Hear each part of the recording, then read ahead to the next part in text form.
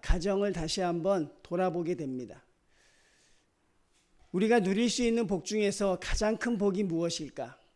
저는 자신 있게 말할 수 있을 것 같아요. 그것은 가정의 복입니다. 부모님들이 장수하시고 자녀들의 앞길이 형통하게 풀리고 가족들이 모였을 때 웃음꽃이 피고 서로 걱정하고 아파해주는 현대의 가정이 무너지는 사회이지만 성도들의 가정은 당연히 그래야 한다고 생각합니다. 왜냐하면 하나님이 지켜주시는 가정이기 때문에 그렇죠. 저는 어버이 주를 맞이하여서 우리 성도님들의 가정이 하나님 앞에 더욱더 은혜롭고 복된 가정이 되시기를 주님의 이름으로 축원을 드립니다. 우리에게 그런 것들이 참으로 필요한 것이죠. 어버이 주일에 어떤 말씀을 전할까 하다 이 말씀을 같이 묵상하는 것이 좋을까? 그게 참 좋겠다는 생각이 들어서 이 본문을 정했습니다. 조금 생경할 수도 있을 것이에요. 이게 우상숭배를 금하는 것인데 그 마지막 절에 제 마음이 참 많이 와 닿았습니다. 나를 사랑하고 내 계명을 지키는 자에게는 천대까지 은혜를 베푸느니라. 하나님의 약속이 우리에게 예비되어져 있습니다. 다 주시겠다는 것이죠. 하나님이 우리를 창조하셨을 때 하나님이 참으로 기뻐하셨습니다. 그리고 하나님의 뜻은 한 가지였습니다. 내가 너에게 다 주겠다는 것이었어요. 내가 너에게 모든 것을 다 주겠다는 것이었습니다. 하나님의 뜻은 그러했죠. 내가 가지고 있는 모든 것을 너를 통해 주고 싶고 너와 나누고 싶다는 것이 하나님의 뜻이었습니다. 결국 하나님이 우리를 만드신 이유는 우리를 복주시기 위함입니다. 하나님이 우리를 괴롭고 힘들게 하기 위하여 우리를 만드신 것이 아니라는 사실이에요. 성도들의 가정도 하나님이 큰 은혜를 부어주시기를 원합니다. 하나님이 주시고자 하는 것, 우리에게 보여주시고자 하는 모든 것들을 하나님은 우리에게 다 베풀어주고 싶어 하시지요. 중요한 것은 우리가 그 복과 은혜를 누리고 있느냐 하는 것입니다. 하나님이 우리에게 주신 복과 은혜를 성도님들이 누리며 살고 있느냐. 사실 이 부분이 우리에게 잘 되지 않는 것이죠. 그 이유를 저는 이 7절 말씀, 6절 말씀에서 찾는 것이죠. 그것이 무엇이냐면 나를 사랑하고 내 계명을 지키는 자에게는 우리가 우리 가정이 복된 가정이 되기 위해서 어디에 집중해야 되는가? 무엇에 집중해야 하는가? 그 해답을 보여주는 것 같아요. 우리가 무엇을 해야 되는가? 여러분의 부모님들을 사랑하시리라고 믿습니다. 여러분의 부모님들만 생각하면 참 가슴이 아플 것이라고 생각합니다. 그분이 하나님의 은혜 가운데 형통한 삶을 살기 위해 그런 바람이 있다면 우리는 무엇을 해야 되느냐 하는 것이죠. 그러면 성도들이 가정에 집중해야 한다는 말을 많이 합니다. 그 가정에 집중한다는 것이 결국 믿지 않는 사람들의 그런 것처럼 서로 관계를 좋게 하고 서로 위하고 아껴주는 그런 관계에만 지나지는 않을 것이에요. 분명한 것은 하나님이 예비하신 복이 있는데 그 복을 받아 누리는 길이 있습니다. 그것이 무엇이냐면 바로 하나님을 사랑하고 하나님의 계명을 지키는 것입니다. 그러면 여러분의 가정은 하나님이 예비하신 복을 정말 받아 누릴 수 있는 그런 가정이 되는 것이죠. 우리가 온전히 집중해야 하는 한 가지가 있다면 바로 그것입니다. 우리가 하나님의 계명을 지키고 하나님을 사랑하면 그것이 우리 가정에게 주어지는 은혜인데 그 은혜의 깊이가 얼마나 큰지 천대까지 은혜를 베풀어 주시겠다는 것이죠. 여러분, 어디에 집중해야 하는지 우리가 그것을 알아야 하는 것입니다. 무엇을 해야 하는지 그것을 깨달아 알아야 하는 것이죠. 그래서 저는 이 어버이 주를 맞이하여서 우리 성도님들이 더욱더 하나님 앞에 집중하는 그런 시간이 되기 위하여 우리가 같이 말씀을 나누기를 원합니다. 초대교회는 불같은 성령의 역사와 은사가 넘쳐났습니다. 우리가 요즘에 사도행전을 묵상하고 있는데 감당이 안 될 만한 역사와 은혜가 쏟아지고 있어요. 교회가 얼마나 성장하는지 세례받은 사람이 3,000명이 되기도 하고 남자가 5,000명이 되기도 하고 계속해서 교회에 밀려듭니다. 감당할 수 없는 은혜가 넘쳐납니다. 그리고 성도들은 서로 사랑하기에 모든 것을 나눕니다. 하나님과 교회와 성도들이 얼마나 신바람이 나고 있습니까? 우리가 지켜보는 우리도 참 신바람이 날 정도로 참 그런 생각이 듭니다. 그런 교회가 부럽습니다. 그런 교회가 성도가 부럽습니다라고 할 만큼 그 교회는 아주 뜨거웠습니다.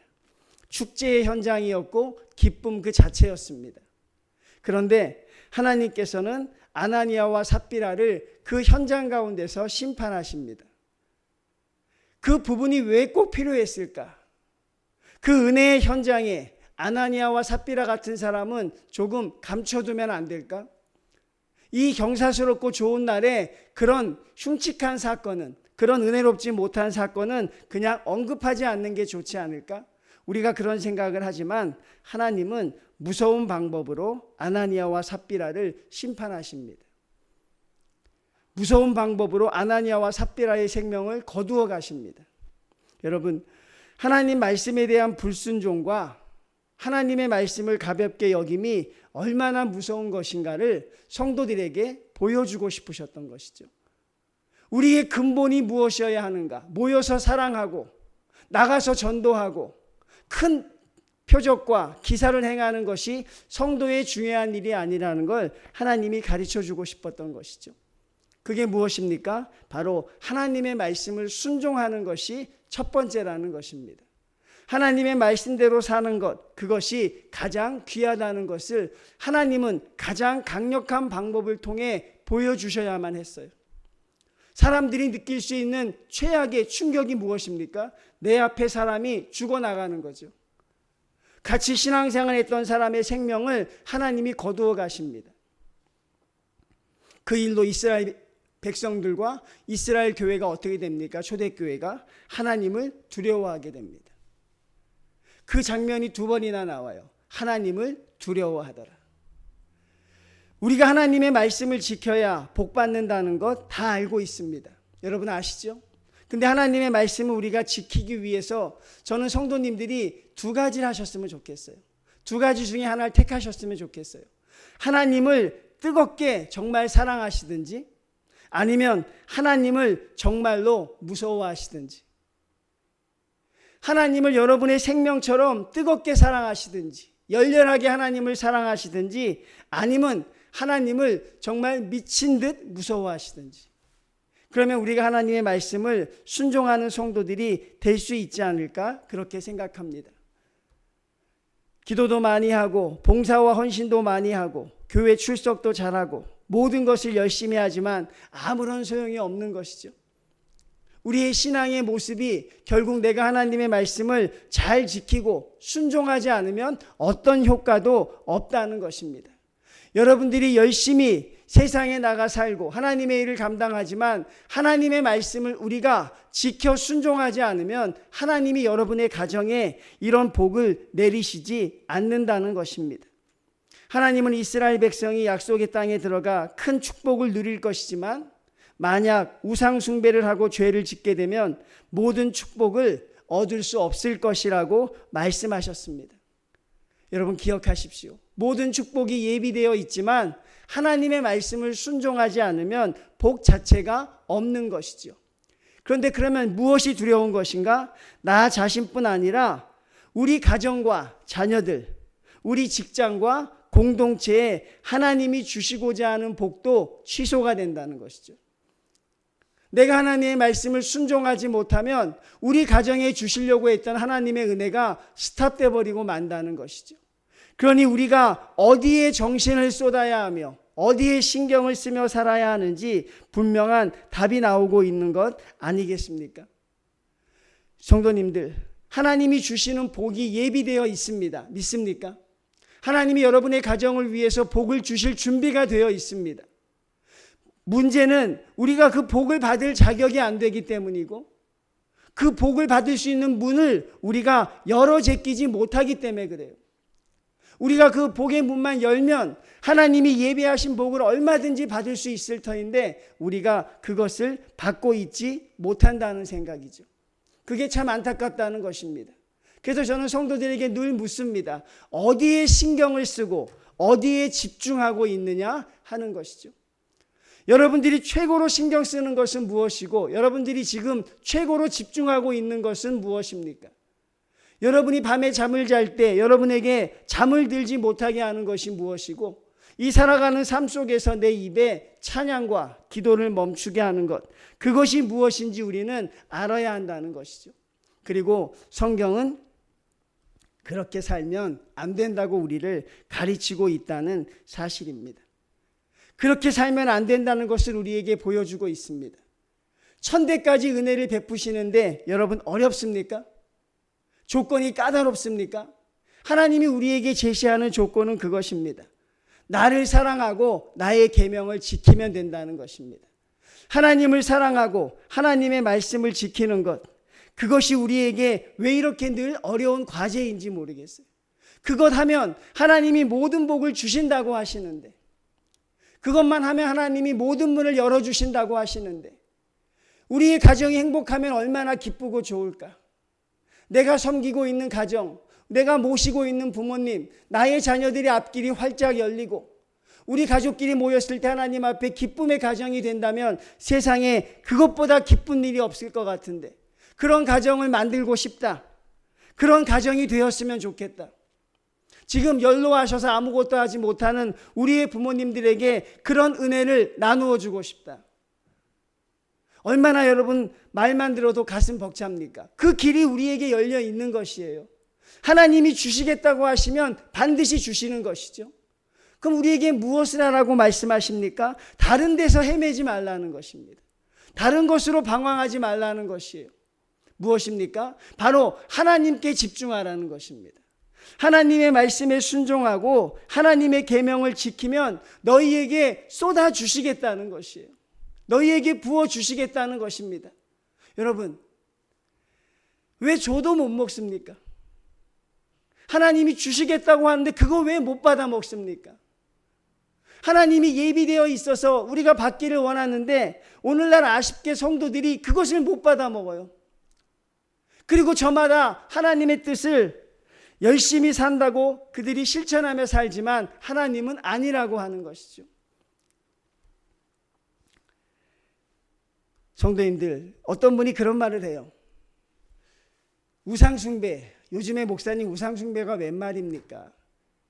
요즘에 누가 가서 절을 하고 누가 요즘에 신상에서 그런 짓을 합니까? 그런 사람은 없습니다. 그래서 더 위험한 거예요. 예전에 우상숭배는 오히려 단순했어요.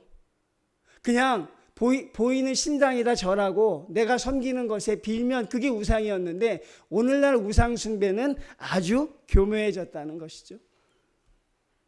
아주 오늘날 성도들이 하는 우상숭배는 아주 교묘해진 것입니다. 이스라엘 백성처럼 바알과 아세라 신상을 섬기지 않아요. 그래서 이 우상숭배에 대한 문제가 참으로 중요한 것이죠. 그리고 여러분들에게 던지는 말씀은 여러분도 지금 우상을 섬기고 있을 수 있다는 것입니다. 나도 지금 우상숭배자가 될 수 있다는 것이죠. 그만큼 우리가 하나님 앞에 잘못된 길을 걸어갈 수 있는 길이 우리에게 너무나 많은 것이죠. 제가 말씀을 전하고 있지만 저도 우상숭배에 실수를 하고 있는 것이고, 여러분 말씀을 듣고 계시지만 여러분도 지금 얼마 전까지 우상숭배자의 모습으로 살아가고 있음을 우리가 고백할 수 있어야 되는 것이죠. 왜? 하나님이 주신 복을 받아 누리고 있지 못하니까.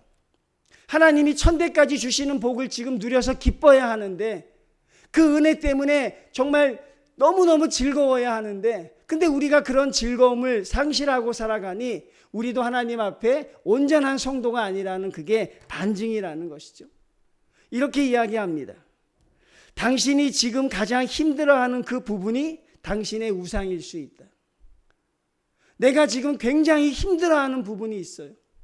그 부분이 무엇인지 모르겠어. 그런데 그것 때문에 내가 즐겁지 않고 그것 때문에 내가 마음을 뺏겨요.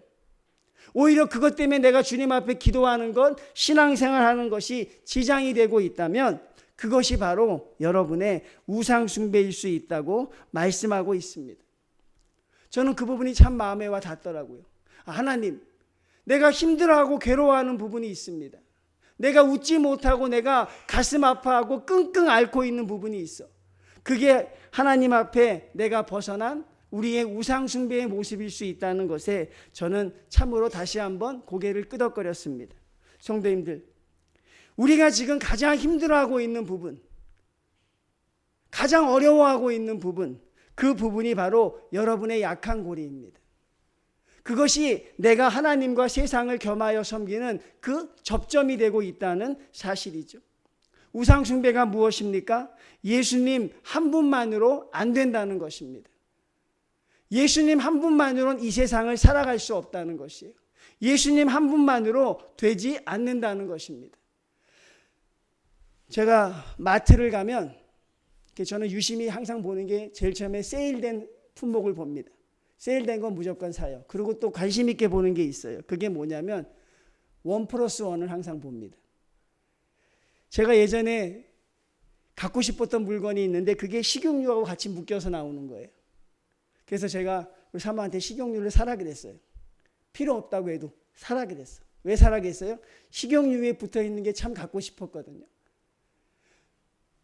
제가 이 말씀을 왜 하냐면 요즘에 여러분 교회에서 또는 우리 교계에서 이런 세미나를 많이 합니다.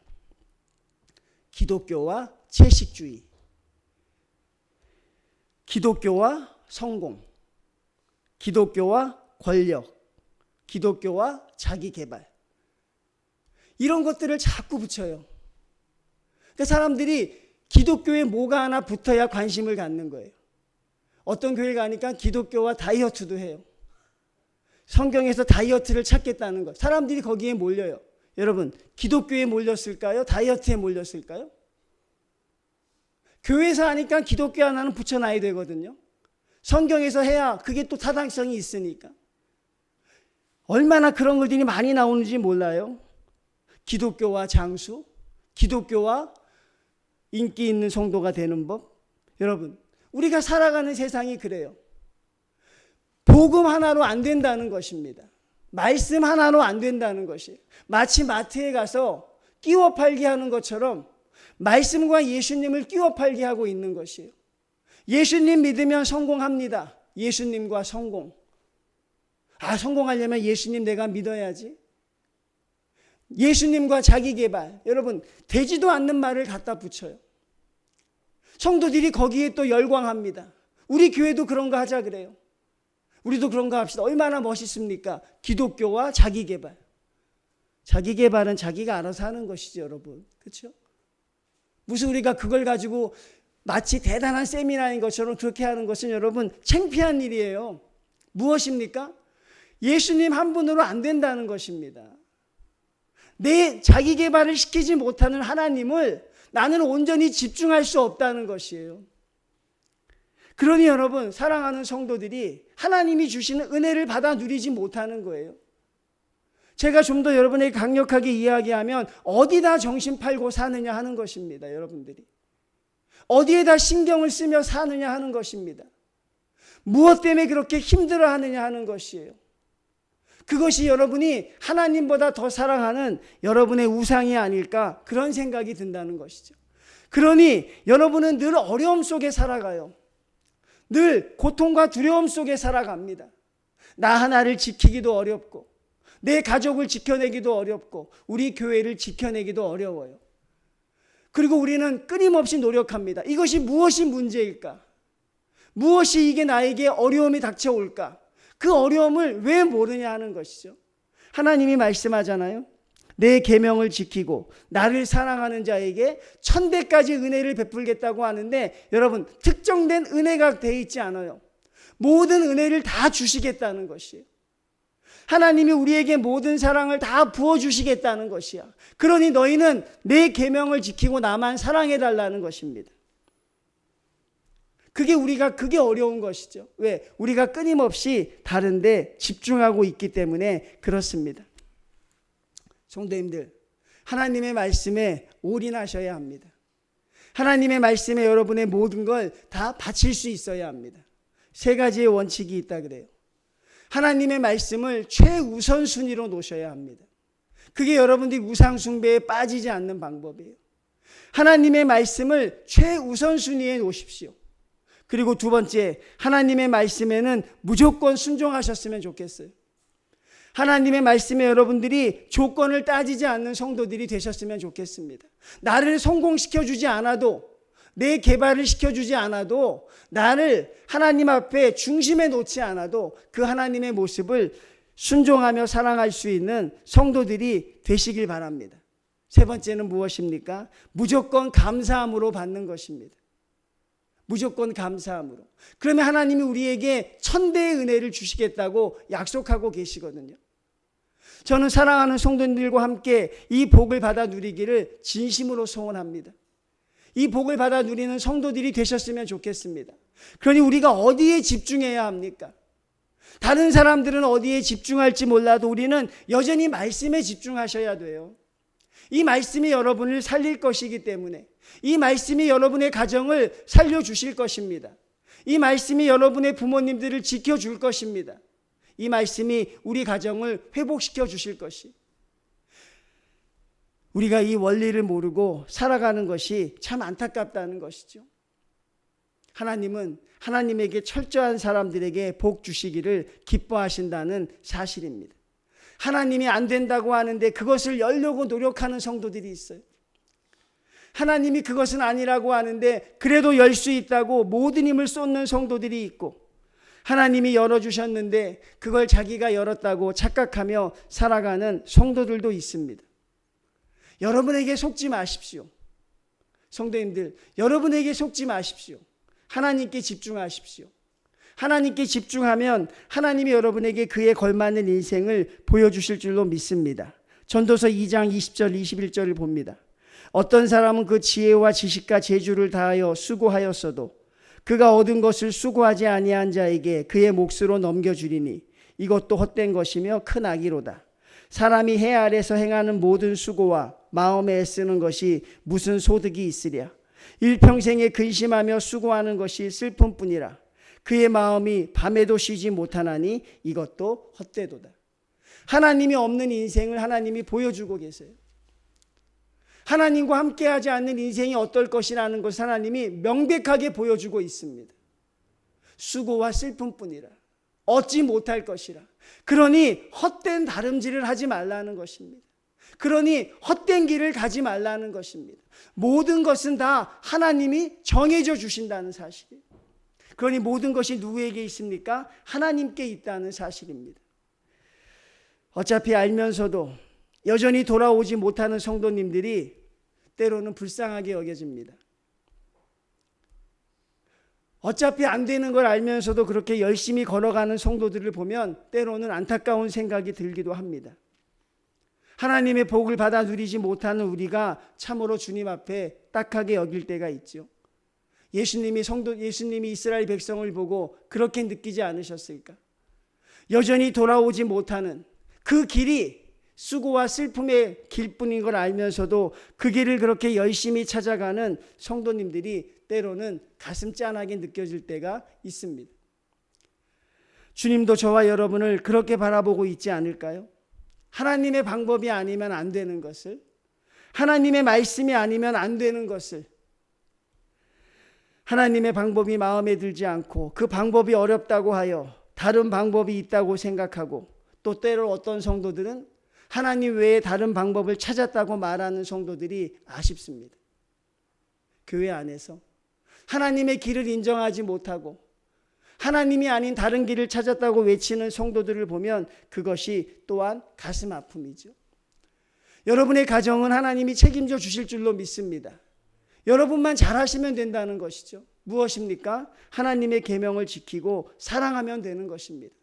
다른 거 할 자신 없으면 제가 그거 잘하라고 했습니다, 여러분. 여러 가지 일을 할 자신이 없으면 하나님 앞에 말씀을 사랑하고 계명을 지키는 일만 감당해도 하나님이 여러분에게 감당할 수 없는 복을 1000대나 부어주신다니까요. 1000대면 지금부터 몇 대입니까, 여러분? 그 전까지는 주님이 오셔야겠죠. 근데 하여튼 1000대까지 은혜를 보장해 주신다는 거예요. 내가 주의 말씀을 사랑하고 계명을 지키면. 자식의 목숨을 거는 사람들이 있고 자식에 올인하는 사람들이 있죠. 그 사람들에게도 좋은 말씀입니다. 부모님을 걱정하는 성도들에게도 해답이 될 수 있는 말씀이고 하나님께 다 맡기는 것이죠. 여러분은 지금보다 조금 더 진실해질 필요가 있습니다.